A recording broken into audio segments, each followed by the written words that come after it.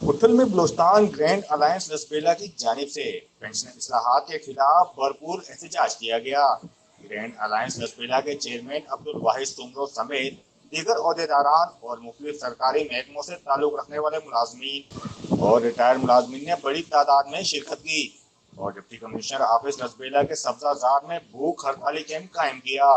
मुजाहिरीन ने हुकूमत की जानिब से पेंशन रूल्स में की गई तरामीम को गैर मुनसिफाना और मुलाजमीन के हकूक पर हमला करार दिया।